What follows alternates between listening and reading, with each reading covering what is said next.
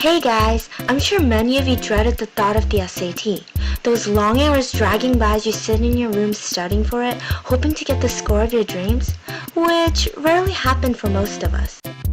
Well, ladies and gentlemen, how many of you believe the SAT should not be a requirement for college admission? Because I sure do. Why, you may ask? Well, here's why. Okay, so most of you know what the SAT is. Well, here's how the SAT came to be.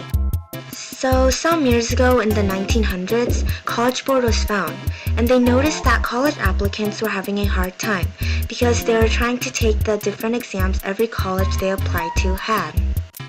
And this was becoming a problem, so College Board decided to create the SAT, also known as the Scholastic Aptitude Test. Yay! And it was a total success, until now. As years went by, many professors, journalists, and authors began to notice the flaws in the SAT.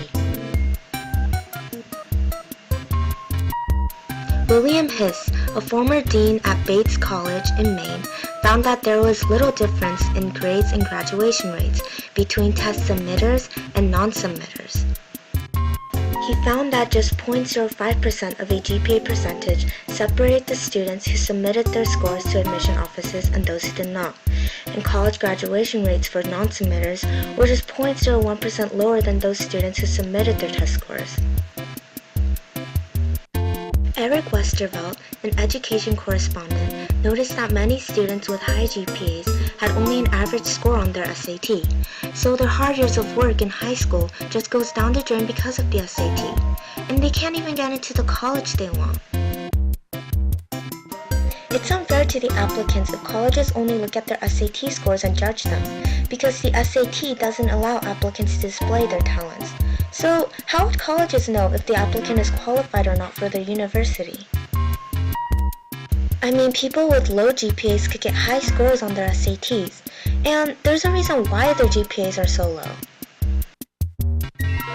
I'm not saying colleges only look for the SATs, but they lean more towards the SAT.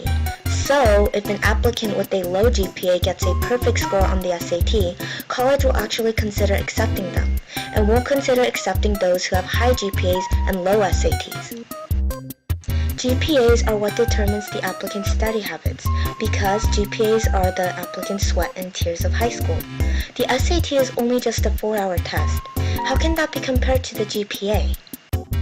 The SAT does not help colleges select better applicants because it does not define the applicant's study habits.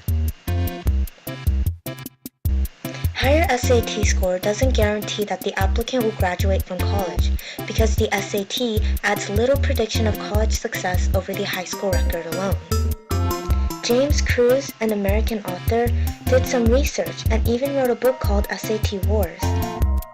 He found that rank alone and rank plus SAT policies decrease the number of false positives, acceptance of students who will fail, and false negatives, rejections of students who would succeed. Below that would be expected if high school rank and SAT scores had no relation to GPA or bachelor's degree attainment. High school might have been a joke to some students, so they spent their high school year wasting time and not caring about their GPAs. However, most of them will probably understand that college is where the future is determined. Another thing is, the test is inaccurate, because the test is mostly made up of multiple choice questions, which means anyone can get the answer right. Even a trained monkey could probably get the answer right without even knowing what it's looking at. Which is why the SAT is too costly. Paying for such a test could be seen as a waste of money and time. The SAT could become a financial and psychological burden for many families because of its cost. Also, if the applicant gets a score that the college they apply to aren't satisfied with, they need to pay again and retake it again. And if College Board wants to make money, they have no reason to have the SAT this costly, because millions and millions of people take the SAT in a year. The SAT was first created to find the abilities of the applicants, but somehow it has become a test to measure academic achievements. Although there are some who can score well on the SAT and have high GPAs, there are many who cannot. And so, ladies and gents, hope you understand why the SAT should not be a requirement for college admissions. created using Powtoon.